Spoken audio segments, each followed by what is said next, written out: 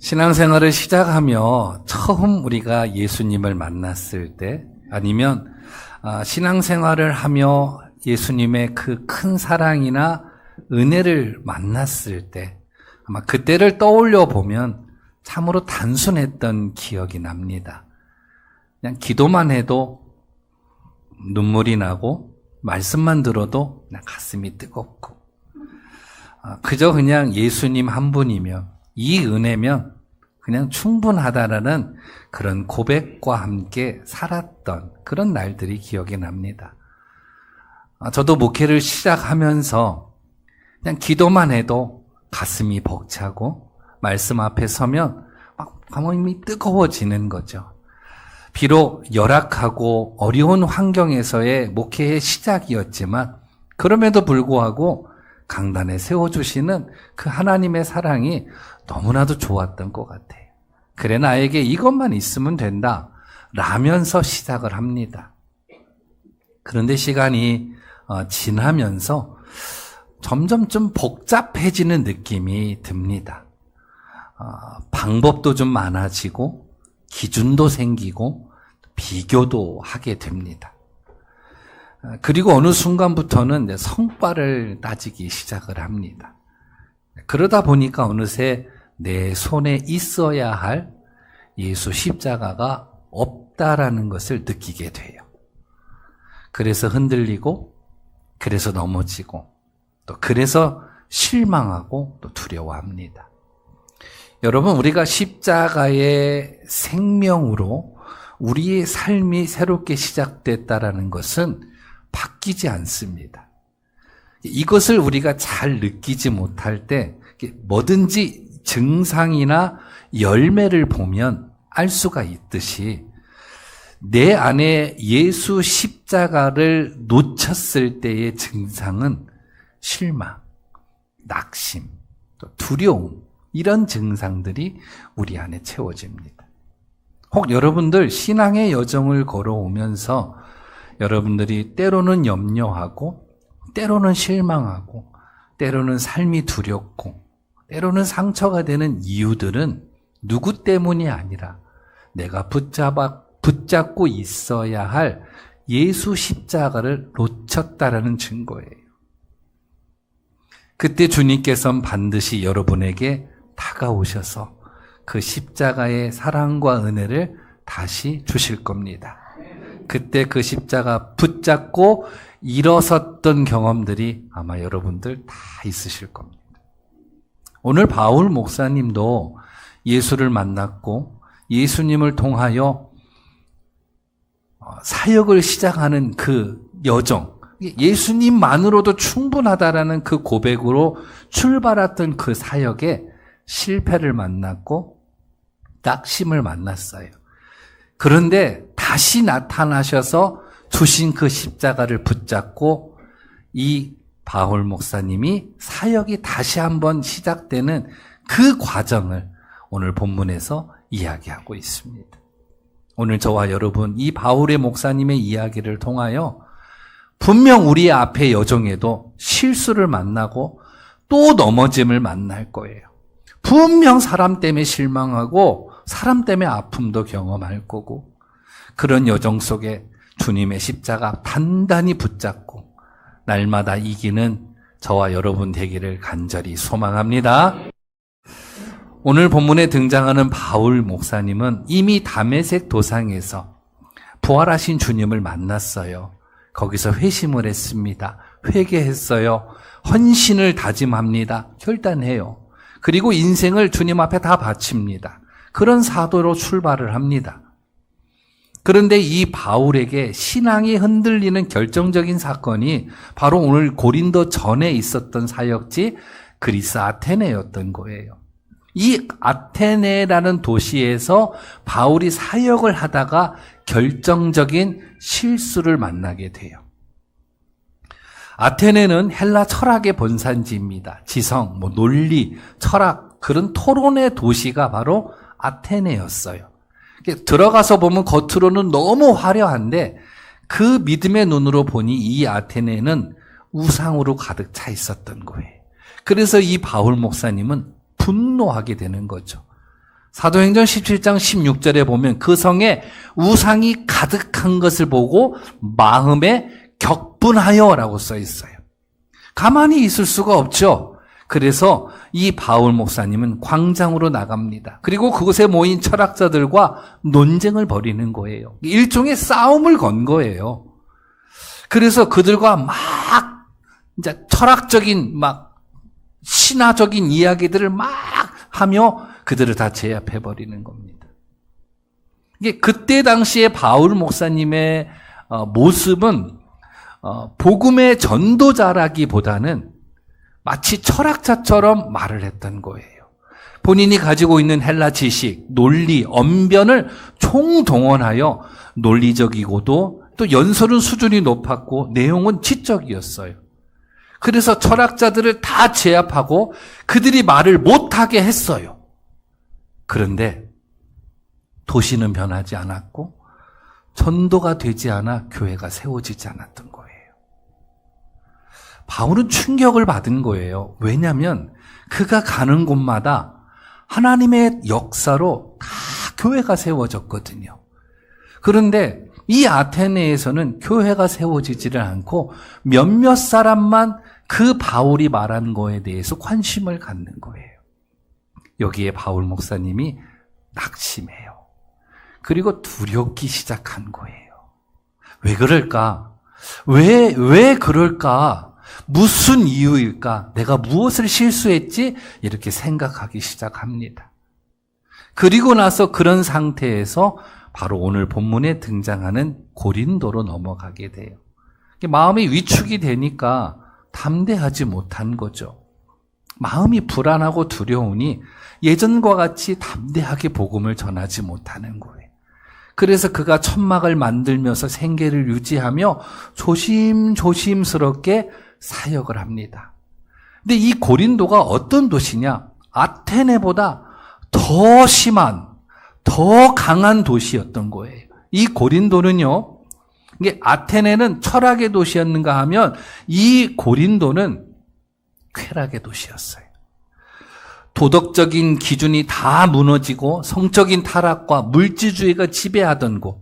그러니 이 바울 목사님은요, 더 의기소침할 수밖에요. 그때 하나님께서 바울에게 나타나십니다. 그런 바울을 가만두지 않으세요. 저는 이것을 사랑이라고 말하고 싶어요.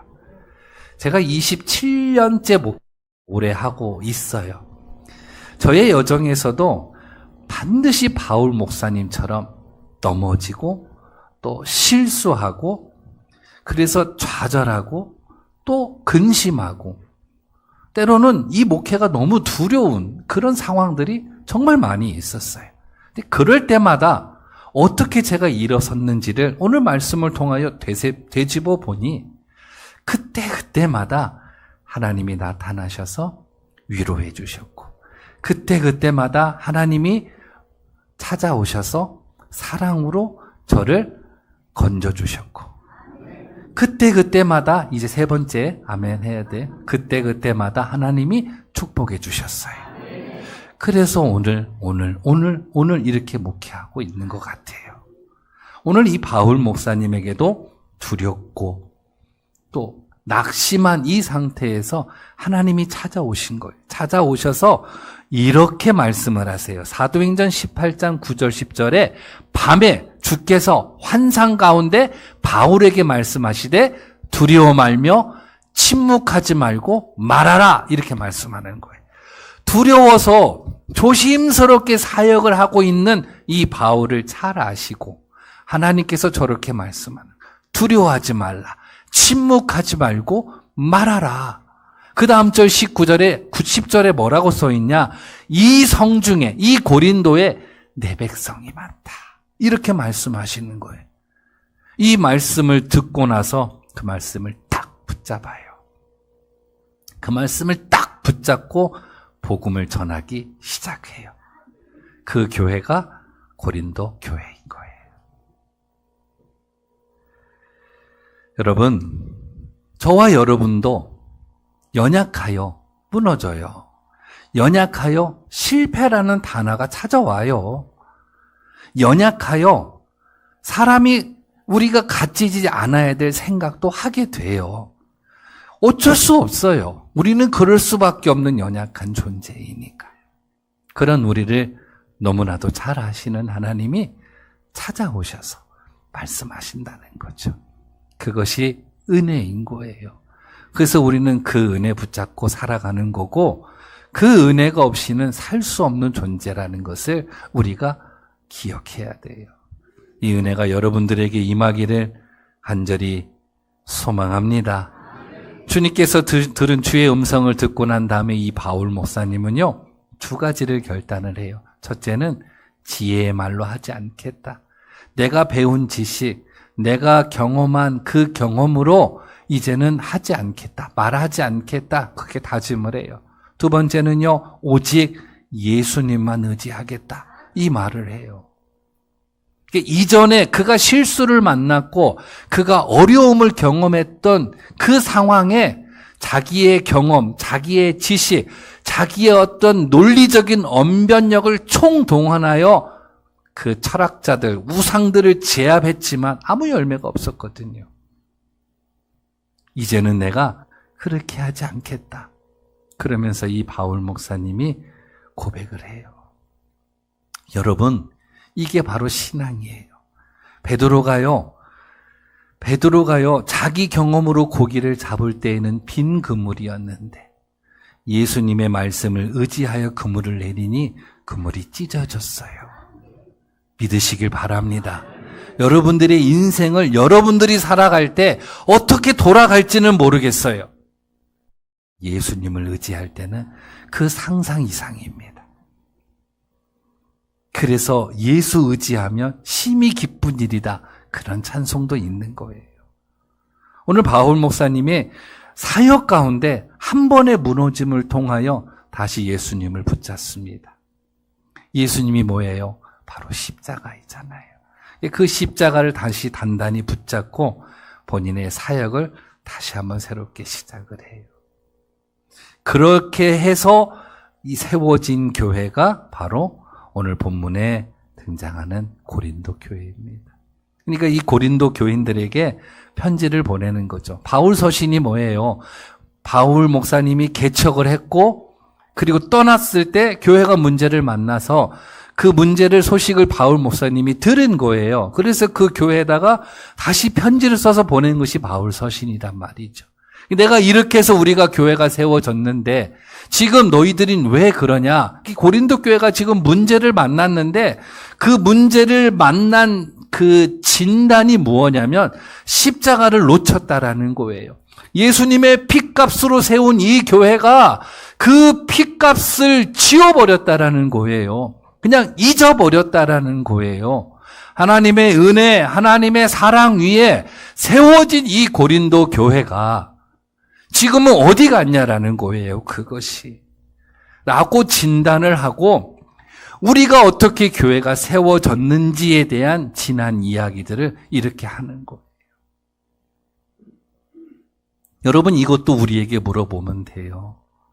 오늘 우리 교회가 주님의 피값으로 세워졌잖아요. 여러분들은 예수님의 죽으심으로 생명을 얻었잖아요.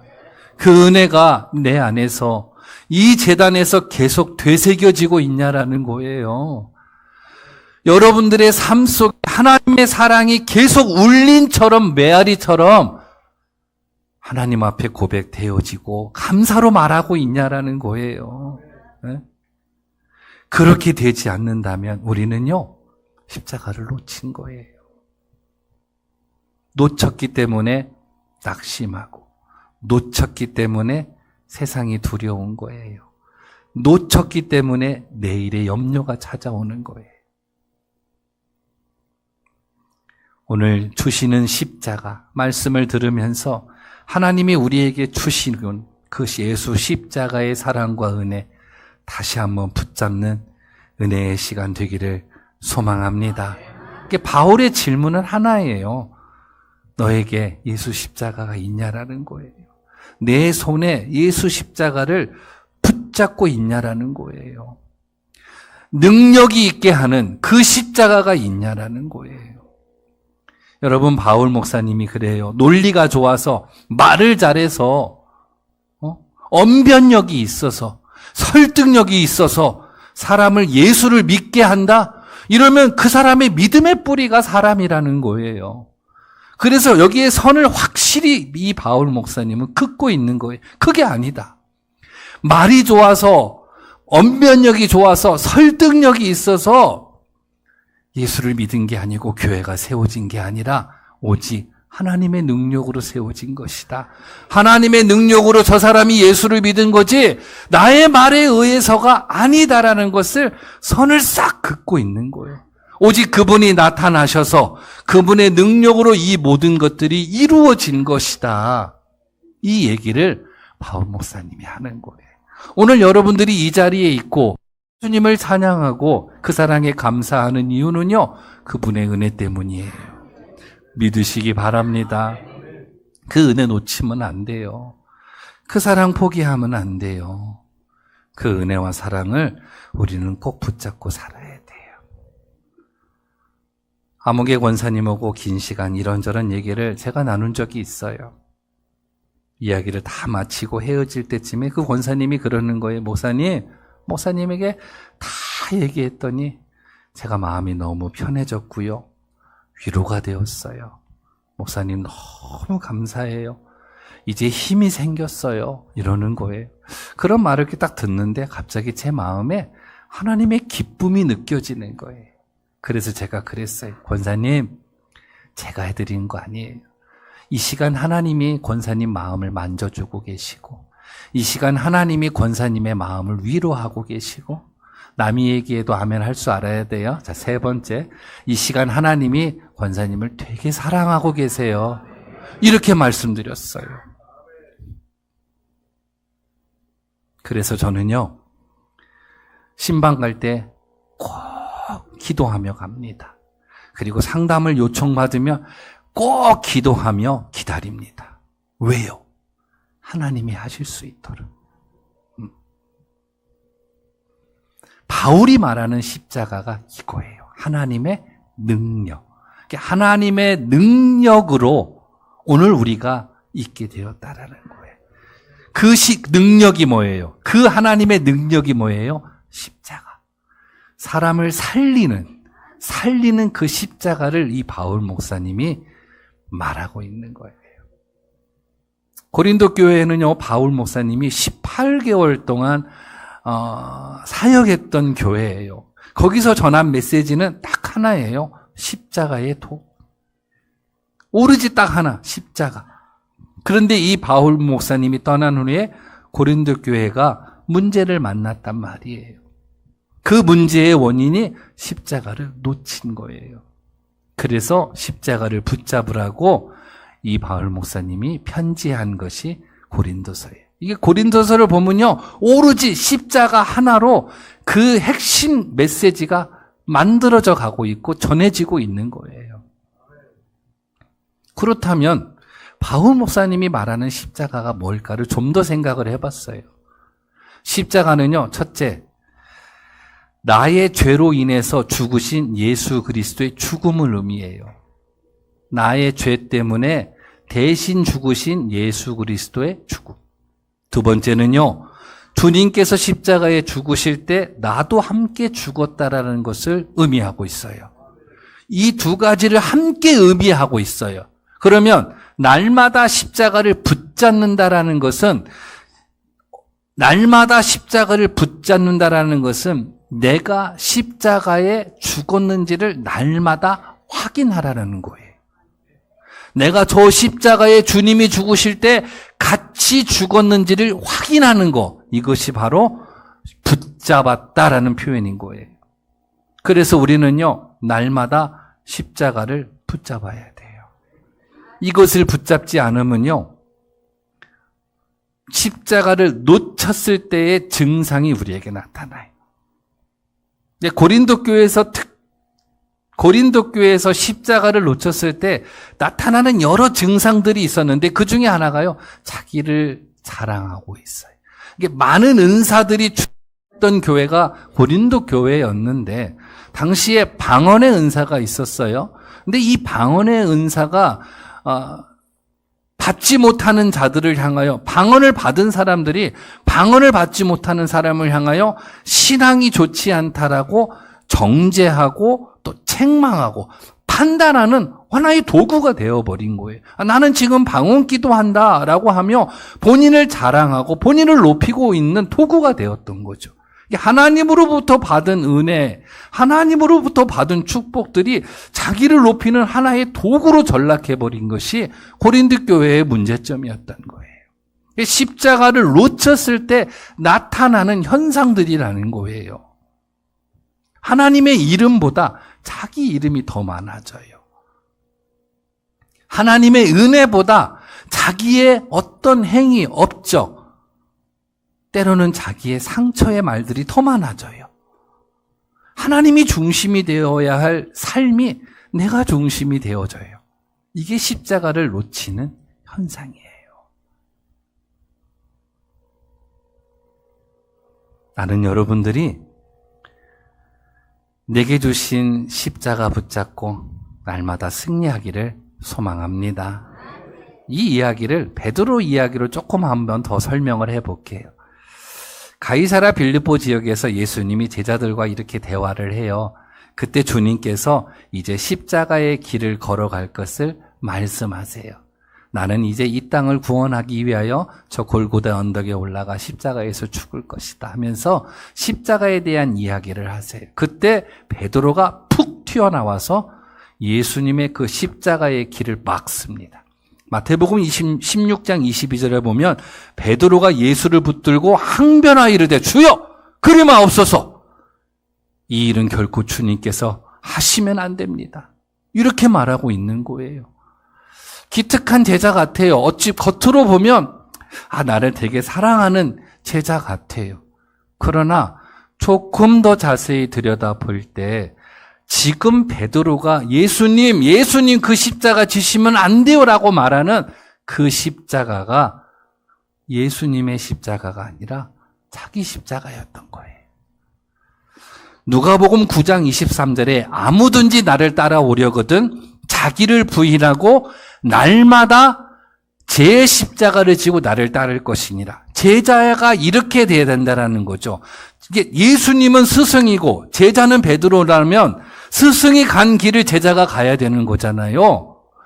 자기 제 십자가를 지고 따를 것이니라. 주님이 지금 십자가의 길을 가신다고 했을 때 그걸 막았던 것은 이 길이 나에게 온다라는 거죠. 내가 할 길이라는 것을 이 베드로는 직감했던 거예요. 결국 주님의 십자가를 막은 게 아니라 자기 십자가를 거부했던 거예요.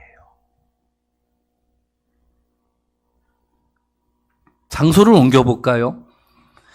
대제사장들에게 예수님이 공회 앞에서 신문을 받을 때 한 여인이 그래요. 베드로를 향하여 마태복음 26장 69절에 바깥들에 앉았더니 한 요정이 나와 이르되 너도 갈릴리 사람 예수와 함께 있어서다. 무슨 말이에요? 너 예수의 제자 아니냐? 이 말인 거죠. 그때 이 베드로가 뭐라고 하냐? 72절에 베드로가 맹세하고 또 부인하여 이르되 나는 그 사람을 알지 못하더라. 무엇을 거부한 거예요? 너도 함께 이 예수와 십자가에 져야 되지 않냐? 이 말이거든요. 베드로는요, 그 십자가를 거부해. 나는 이 사람 모른다. 그러면서 십자가를 거부하고 있는 거예요. 오늘 우리의 삶의 현장도 이와 다르지 않다라는 것을 저는 곧 느껴요. 오늘 주님이 내게 주신 분명한 십자가가 있어요. 나를 살리는 십자가를 넘어서 내가 지고 가야 할 그 십자가가 내게 있단 말이에요. 그럼에도 불구하고 우리는요, 그 십자가를 거부할 때가 있어요. 그 십자가를 거부하는 것을 저는 오늘 실수라고 말할게요. 넘어짐이라고 표현해 볼게요. 우리의 여정에 이런 실수와 넘어짐은 반드시 있다라는 거죠. 그때가 중요한 거예요. 넘어질 수 있고 실수할 수 있어요. 그러나 그때에 주님이 주시는 또 하나의 십자가가 우리에게 있음을 기억하고 그 십자가 붙잡고 다시 일어서는 나는 여러분들이 되기를 소망합니다. 새로운 방법이 아니에요. 내게 주셨던 그 십자가 단단히 붙잡는 것. 이 비밀을 오늘 이 바울 목사님이 고린도 교회에게 그리고 오늘 우리에게 가르쳐주고 있는 거예요. 사랑하는 여러분, 십자가는요, 세상을 이기는 방법이 아니에요. 십자가는요, 세상과 다른 거예요. 세상과 다르게 살고, 세상과 다른 길을 가고, 세상과 다른 생각을 하고, 세상과 다른 꿈을 꾸고, 우리가요, 그 자리에 있을 때 그 자리가 세상을 이기는 자리라는 거예요. 하나님은 바로 그 십자가 길을 통하여 우리를 구원하셨어요. 세상과 다른 방법으로 우리를 구원하신 거예요. 세상과 다른 방법으로 우리를 살리신 거고요.